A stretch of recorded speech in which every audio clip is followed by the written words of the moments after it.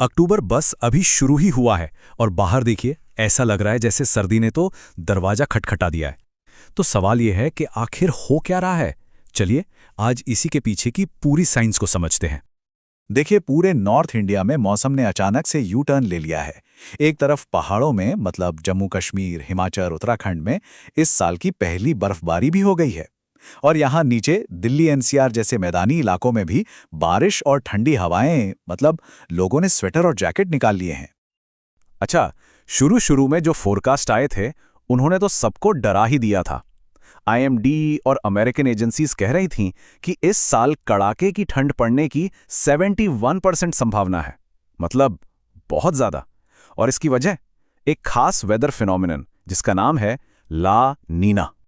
अब ये ला नीना और इसका एक भाई है अल नीनो।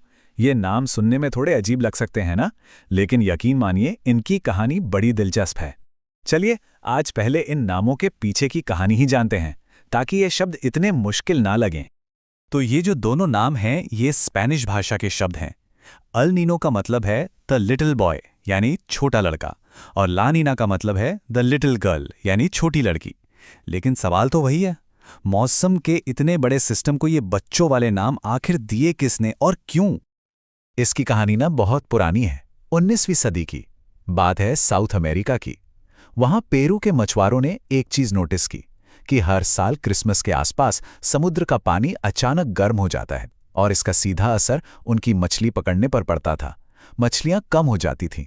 अब क्योंकि ये सब क्रिसमस के टाइम होता था तो उन्होंने इसे नाम दे दिया अल नीनो, जिसका मतलब है द क्राइस्ट चाइल्ड या छोटा बालक। और फिर सालों बाद जब साइंटिस्ट ने इसके ठीक उल्टे असर को देखा, मतलब पानी के ठंडा होने को, तो उन्होंने उसे नाम दे दिया ला नीना। तो असल में ये कोई छोटी मोटी लोकल चीज नहीं है, ये दोनों एक बहुत बड़े ग्लोबल सिस्टम का हिस्सा हैं जिसे साइंटिस्ट कहते हैं एनसो यानी अल नीनो सदर्न ऑसिलेशन। अब ये सिस्टम जुड़ा है पैसिफिक ओशन यानी प्रशांत महासागर के तापमान से, और ये इतना पावरफुल है, आप समझिए कि ये पूरी दुनिया के मौसम का रिमोट कंट्रोल अपने हाथ में रखता है। अब इन दोनों का फर्क समझना बहुत जरूरी है। जब अल नीनो आता है तो पैसिफिक ओशन की सतह का पानी नॉर्मल से ज्यादा गर्म हो जाता है और हवाएं भी सुस्त पड़ जाती हैं। भारत के लिए इसका मतलब होता है अक्सर कमजोर मॉनसून और सूखे का खतरा। और ला नीना वो इसका ठीक उल्टा है, पानी ठंडा, हवाएं तेज और भारत में मॉनसून मजबूत होता है, मतलब बारिश ज्यादा होती है। और ये मत समझिए कि अल नीनो का असर सिर्फ भारत पर होता है, नहीं, ये तो एक ग्लोबल चेन रिएक्शन शुरू कर देता है। एक तरफ पेरू और इक्वाडोर में भयंकर बारिश और बाढ़ आ जाती है, तो दूसरी तरफ नॉर्थ अमेरिका में सर्दियां उतनी ठंडी नहीं पड़ती। और हाँ, पूरी दुनिया का ओवरऑल टेम्परेचर भी बढ़ जाता है।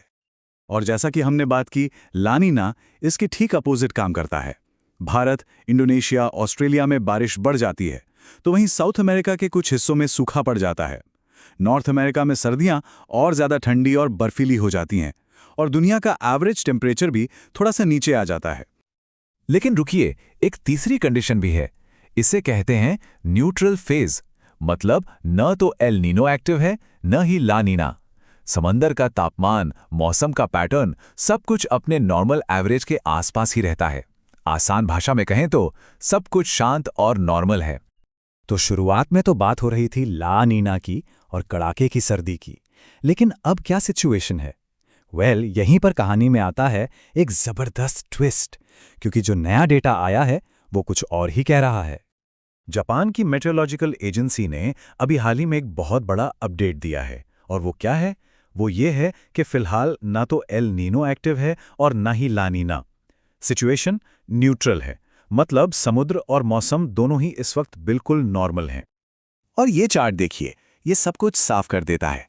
आने वाले सर्दियों में न्यूट्रल फेज रहने की संभावना 80% है और ला नीना या अल नीनो की लगभग 0। तो इसका सीधा सीधा मतलब यह है कि मौसम के ज्यादातर स्टेबल यानी स्थिर रहने की उम्मीद है। तो अब सबसे बड़ा सवाल हमारे सामने आके खड़ा हो गया है। अगर सब कुछ न्यूट्रल है तो फिर भैया ये अभी इतनी ठंड क्यों पड़ रही है? चलिए अब इस फोरकास्ट को जमीन की हकीकत से जोड़ते हैं। हाँ बिल्कुल, यही सवाल है जो हम सबके दिमाग में घूम रहा है कि अगर कोई बड़ा ग्लोबल पैटर्न एक्टिव ही नहीं है तो फिर अक्टूबर में ही ये सर्दियों वाला फील क्यों आ रहा है? और इसका जवाब काफी सीधा सा है। ये जो ठंड और बारिश अभी हम महसूस कर रहे हैं ना, ये एक टेम्परेरी और रीजनल चीज़ है। मतलब ये बस कुछ वक्त के लिए है और सिर्फ हमारे इलाके में हो रही है। इसका ला नीना या अल नीनो जैसे किसी बड़े ग्लोबल पैटर्न से कोई लेना देना नहीं है। तो आखिर इस न्यूट्रल फेज का मतलब क्या निकालें? सबसे पहली और बड़ी बात तो ये है कि 2020 से 2023 तक जो लगातार 3 साल ट्रिपल डिप ला नीना ने परेशान किया था, वो इस बार रिपीट नहीं होने वाला। मौसम के ज्यादातर नॉर्मल और स्टेबल रहने की ही उम्मीद है। और हाँ, ये किसानों के लिए बहुत अच्छी खबर है, क्योंकि सूखा या बाढ़ जैसी एक्सट्रीम घटनाओं का रिस्क कम हो जाता है। मतलब खेती और वाटर मैनेजमेंट की प्लानिंग करना कहीं आसान हो जाएगा। तो बात साफ है, कड़ाके की सर्दी वाली जो भविष्यवाणी थी, वो तो फिलहाल गलत साबित होती दिख रही है। मौसम के नॉर्मल रहने की पूरी उम्मीद है, लेकिन ये पूरी कहानी हम एक बड़े सवाल के साथ छोड़ जाती है कि मौसम इस साल भले ही नॉर्मल रहेगा, पर क्या वक्त के साथ नॉर्मल का मतलब ही बदल रहा है? ये एक ऐसा सवाल है जिस पर हम सबको सोचने की जरूरत है।